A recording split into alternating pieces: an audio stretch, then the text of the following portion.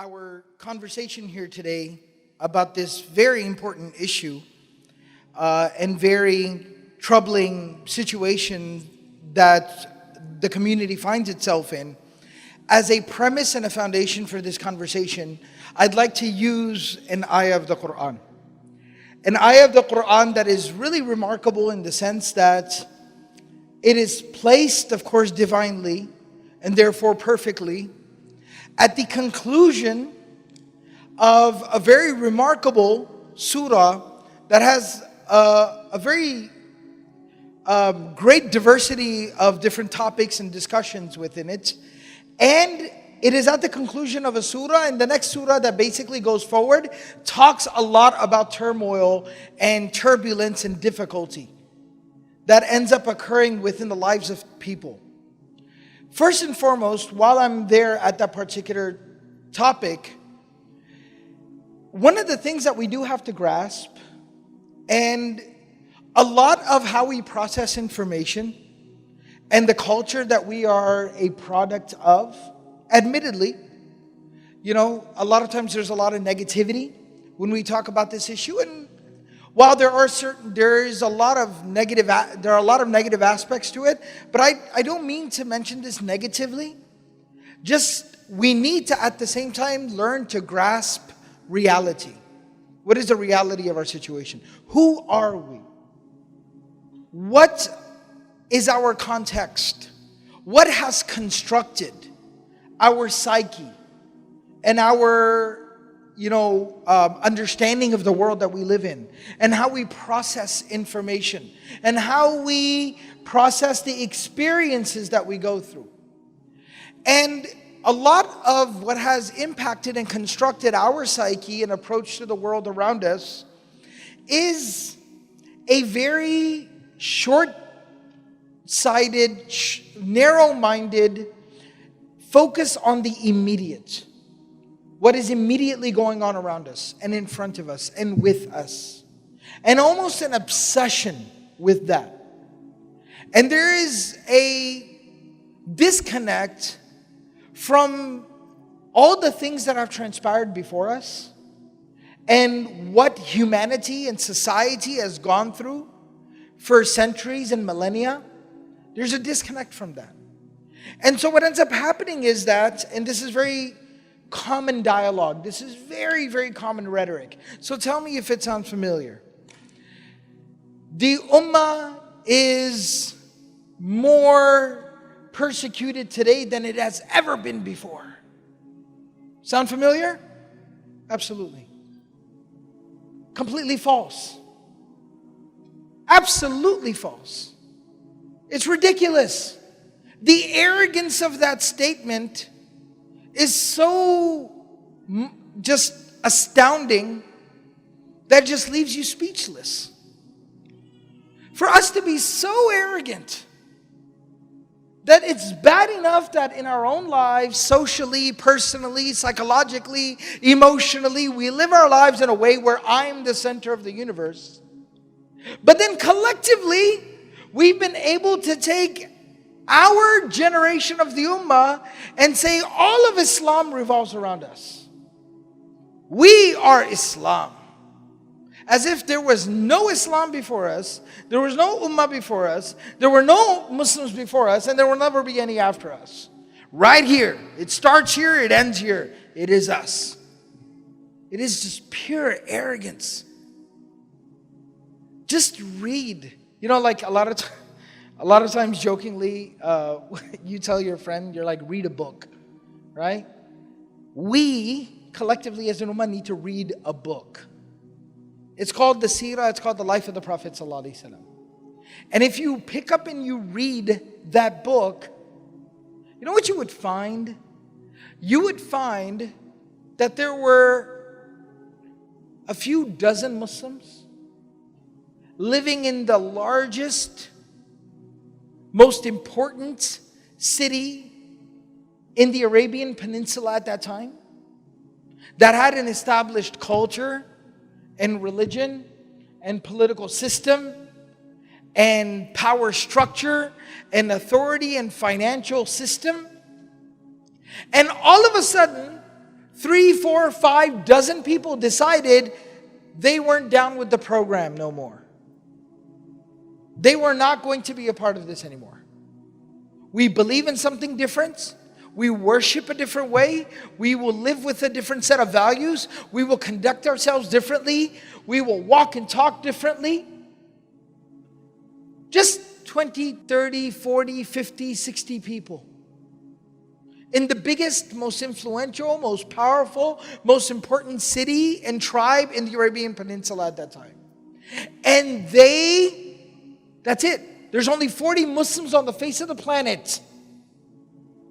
And they were being picked off one by one by one. 40 Muslims being picked off one after another, after another, after another. Like Zinnira radiallahu ta'ala anha, she comes to mind. A slave woman who was in Makkah at that time, heard the message of Islam. It struck her, resonated with her. She became Muslim, accepted Islam. When her slave owner, master, whatever you want to call it, found out that she had accepted Islam, was outraged. So basically subjected her to all types of terrible torture. And they tortured her to the point, she was an elderly woman, they tortured her to the point of blindness. She went blind. She lost her eyesight. And after she lost her eyesight, she could no longer see. Then one of the ways that they used to torture her and kind of mock her and play games with her is that they would deprive her of food and water for a day, a couple of days, until she was at the point of just, starvation. And they would then bring some warm food or food specifically that had some type of aroma. And when they would bring it near her, she could smell the food because of hunger. So she would kind of come closer and they would hold it out in front of her and she would follow the smell till she got close enough and she would reach out with her hands and try to grab it or jump forward and try to take it. And then they would pull it away and she would fall down and then they would laugh at her. And this is how they treated her. Like, this is what was going on. Of course, it has a remarkable end where they do this and every day she tolerates it, whatever. Until one day, they really specifically start talking about Allah subhanahu wa ta'ala. That look at your Allah and what can He do, and He can't do anything and He couldn't save you. And our idols and this and this and this. So they started mocking what she believed in. And that night she made dua and she said, "Oh Allah, they mock me, they make fun of me, they do whatever they want. I don't care. It doesn't bother me. But they talk about you in a way that I can't tolerate. So Allah, you prove them wrong." They come back in the morning and they find her untied, sitting there eating grapes and drinking water. They're like, "Who gave you this?" And she says, "What, this?" And they realize she's looking right at them. She can see. And they're like, "What? You can see? How?" And she said, "You talked about my Allah yesterday, didn't you?" "That's right. My Allah did this." So my point of telling the story was just to mention the fact there are 40 Muslims on the face of the planet being picked off one after another. They are hiding. They are trying to escape with their lives. Eventually they have to leave their homes and migrate to East Africa and live there as migrants, as refugees, barely surviving. So I go back to the initial point that this arrogance that we have about ourselves, oh, the ummah is more in distress than it has ever been before. Slow your roll. And that is not to minimize the suffering of people. No. Don't misunderstand me. My point is, if we're sitting here for the purpose of analysis, empathy, empathize completely. with whoever is struggling. But if we're sitting here for the purposes of analysis, then please develop a sense of some context. That this is not the first time in the Ummah's history that the Ummah is struggling or suffering. Because we can also turn around and say the Ummah has never been as wealthy as it is today. The Ummah has never been as numerous as it is today. The Ummah has never been as educated as it is today. The Ummah has never been in a better position than it is today. That is also similarly then a point of contention and discussion. So context is very, very important. I kind of felt the necessity of mentioning that. But what I really want to talk about here is the ayah. That's where I started this entire discussion. A very remarkable ayah, verse of the Quran, that occurs at the end of a very powerful surah that talks about what we believe in and why we believe what we believe. And it is right before the beginning of a surah that talks about turmoil, turbulence, and conflict within the lives of those people who now believe. It is ayah number 199. Ayah number 199 of surah number 7, which we call Surah Al-A'raf. Right before we have Surah Al-Anfal, which talks about war. So ayah number 199 of surah number 7. I'm going to read the ayah for you. I want you to marvel at the brevity and the conciseness of the ayah. خُذِ الْعَفْوَ وَأْمُرْ بِالْعُرْفِ وَأَعْرِضْ عَنِ الْجَاهِلِينَ. خُذِ الْعَفْوَ وَأْمُرْ بِالْعُرْفِ وَأَعْرِضْ عَنِ الْجَاهِلِينَ. That is the ayah. The ayah has 3 portions. Before I translate, the ayah has 3 portions. خُذِ الْعَفْوَ وَأْمُرْ بِالْعُرْفِ وَأَعْرِضْ عَنِ الْجَاهِلِينَ. And I'd like to break down these 3 parts. So bear with me, inshallah. The first part is خُذِ الْعَفْوَ. 2 words. The first word is khud. Khud in the Arabic language means to take something. But not just to pick up something, but it means like to snatch, like almost like take and grab and hold on to something.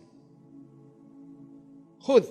Like Allah subhanahu wa ta'ala tells the prophets in the Quran, Ya Yahya, khudil kitaba bi quwwatin.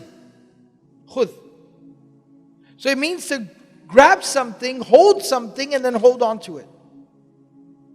So Allah subhanahu wa ta'ala says khud, it's the command form, which is the classical Arabic method of commanding or instructing someone to implement something as a policy. See, when you do something once or twice, this is a one-off type of thing, that's not called khud, like taking something. But taking something, holding on to it, means adopting it as a policy, making it the norm, making it the standard operating procedure, SOP. That's what khud means.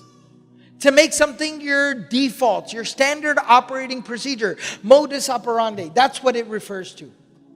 And so that's what it's saying. Khud, take, hold on to.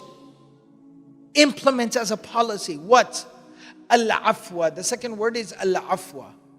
Al-afwa in the Arabic language means to let something go. To forgive. To overlook. To dismiss. You know, when somebody does something wrong and somebody wants to, reprimand them and take it very seriously and kind of get on their case about it, and you end up telling that brother, you say like, you know what, it's okay. Don't worry about it. Let it go. It's okay. I know he's late to his session, but let it go. It's okay. Right? So you tell somebody it's okay. Let it go. Don't worry about it. No problem. No big deal. That's al-afwa. It's okay. Don't worry about it. So Allah subhanahu wa ta'ala is saying, khudh al-afwa. That type of attitude of letting things go, accommodating faults and shortcomings, like accepting them, dismissing them, overlooking shortcomings and faults, Make that your standard operating procedure. That should be your default mode. That you do not jump on the case of each and every single person that slightly deviates from the exact operating manual and procedure. Hey, why are you sitting like this? Why are you doing that? Who told you to do that? Why'd you send that email? Why'd you make that phone call? You're not supposed to do it like this. Why'd you put it in this box? No, it goes in that box. You don't do anything right. Didn't you read the email that I sent? Don't you guys know how to follow rules? Didn't you people learn how to read? Didn't your mother love you? Right? It's like, well, why do you get so personal? Right? That's what happens when you get angry. You get angrier.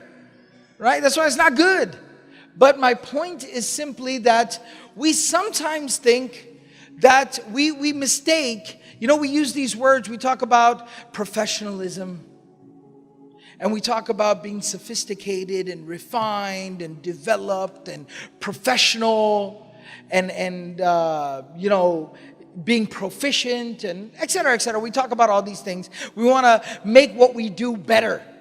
And we sometimes mistake that for, we misunderstand that for like absolute perfection. That is total garbage. Absolute perfection in what you do is garbage. That doesn't even exist. Human beings were not created with the ability to be perfect. That is a philosophical fallacy.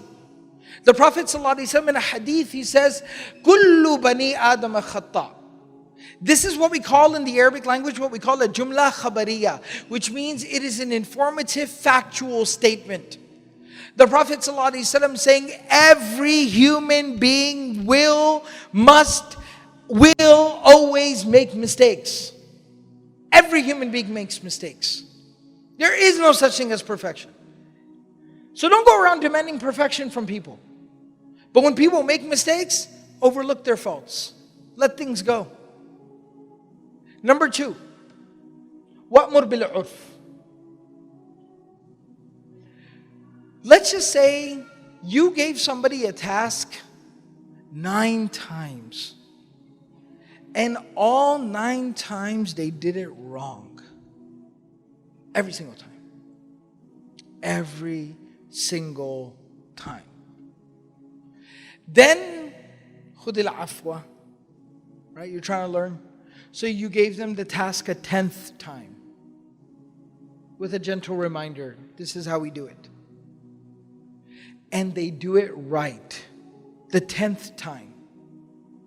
The 10th time, he or she finally got it right. Now, what is the reaction that usually you want to have in that situation? When that person comes and says, hey, look, I got it right. You want to say, oh my God, that's amazing. I was convinced you were a moron.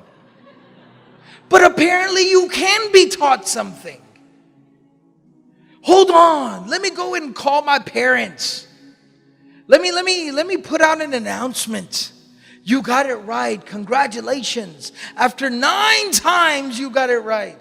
You want to have that reaction. And that probably initially will play out in your head. But keep it to yourself. Wa'mur bil 'urf. Enjoin positively with good. What that means is reinforce, recognize, acknowledge the good that people do in a positive manner and fashion. Recognize them. When that dude, all right, comes back the 10th time, finally having done it right after 9 incorrect tries, and says, look, I got it, I did it right. Then at that time you say, mashallah, jazakallah khair, thank you very, very much. Thank you very, very much. And acknowledge that person, praise that person, thank that person, say jazakallah to that person for doing it right. Positively reinforce, and that will lead towards building and encouraging more, positive behavior and positive achievements. But the last and the final part of this equation is that if that's how you're operating, Why am I talking about this? This doesn't have to seem to do anything with the topic. It does not. I'm just joking. It does. But the idea is that, look, challenges and difficulties have always been there, are there, and will always be there.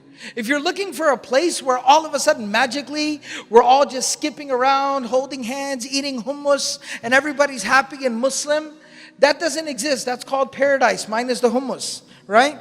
So, but that doesn't exist. Medina.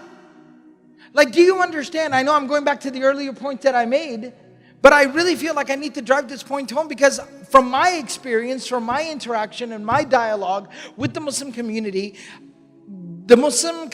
today, the Ummah today has a very hard time grasping that its struggles are a part of the equation. People disagreeing with you are supposed to be there. Abdullah bin Mas'ud said that if you don't find anyone to ever disagree with you, then know that you're probably compromising your religion. You're supposed to have people not like you. And you're supposed to continue to try to give them a reason to like you. True. But don't be shocked and like worried and be crying and screaming your plight and, oh, the Ummah. Oh, us. No, there's always been struggles. In Medina, while the Prophet ﷺ is there, hypocrites were present. Can you imagine? We hear the name Muhammad ﷺ and our eyes well up with tears. I just hear the name Muhammad and I get ready to cry. That man means so much to me. Just to be able to be in his presence and see him, and shake his hand, and never let go. Like, I'd be that weird guy that just wouldn't let go of his hand. He's like, I'd be the guy with the 8-minute hug. Right? I can't even process the feeling and the emotion of actually being in his presence. Standing in front of him, sallallahu alaihi wasallam. Now, can you imagine somebody not only shaking his hand and hugging him and being there in front of him, but praying behind him? SubhanAllah. Listening to him, being a direct recipient of the Quran and the Hadith from his mouth, and then to still be a covert disbeliever and a hypocrite, be like, this guy, Ajib. It's like, it doesn't process for me. But there were hypocrites, even in Medina. When we were there for Umrah earlier this year. And one of the things that, I kind of just realized at that moment, and I kind of pointed out to the group, because we were taking a walk through Al-Baqi', the graveyard. And a lot of the graves are not known, but some of the graves are known. Right? That this Sahabi is here, and that Sahabi is there, and the wives of the Prophet ﷺ are there, and the children of the Prophet ﷺ are there. Uthman ibn Affan is here, and so on and so forth. And then I kind of stopped and I told the group, I said, and do you also realize Abdullah ibn Ubay ibn Sulul is also buried here? Which, for if somebody doesn't know, was the leader of the hypocrites and the leader of the opposition against the Prophet ﷺ. He used to curse the Prophet ﷺ. He used to mock the Messenger ﷺ. He made up rumors about the Prophet's wife. That man is buried in the same graveyard that his own family is buried in. There's always going to be difficulty. The reason why I talked about this ayah is, how do we handle difficulty? Number one, have an easygoing attitude. Let it go. Let it roll off of you. Number two, when something good happens, recognize it, acknowledge it, and support it. I am tired of the negativity in our ummah. This session is talking about current events, right? Current events. I'm just going to say it. I don't care. This is broadcast or getting recorded. I just don't care anymore. I'm too old to care. So, I got hit up on Twitter by somebody, right? I guess it's a human being, that was kind of like, why aren't you talking about the refugees? And normally when I see a tweet like that, it doesn't bother me. I don't respond. I just block them and move on with my life. Right? The block button is your best friend. Takbir. Very good. Excellent. So I takbir myself. But normally that's how I operate. I don't know. I hadn't slept. I was hungry. I think I had just left for the airport from home. So I was already missing my kids. And I just wasn't in a good mood. It happens. Not proud of it, but I'm sharing the experience with y'all. Why aren't you talking about I don't see you talking about the refugees. And it's Saturday and I'm kind of like, oh, I wonder what my khutbah was about yesterday. And my evening halaqah in my community, what it was about. Like you were there, obviously, right? That you're telling me I'm not talking about the refugee crisis because you obviously were at my khutbah in Arlington, Texas, and you were at my evening halaqah in Mansfield, Texas, that you are so authoritatively and conclusively stating the fact that I'm not addressing it or talking about it at all. And then all of a sudden it's like, I don't like your tone. And I responded by saying, Jazakallah khair, and then I blocked him. All right? I'm tired of negativity of the ummah. We do not have the ability to congratulate anyone or to recognize any type of a positive effort. Nothing. Nothing. I'm not saying congratulate me, but I'm pointing out my own problem.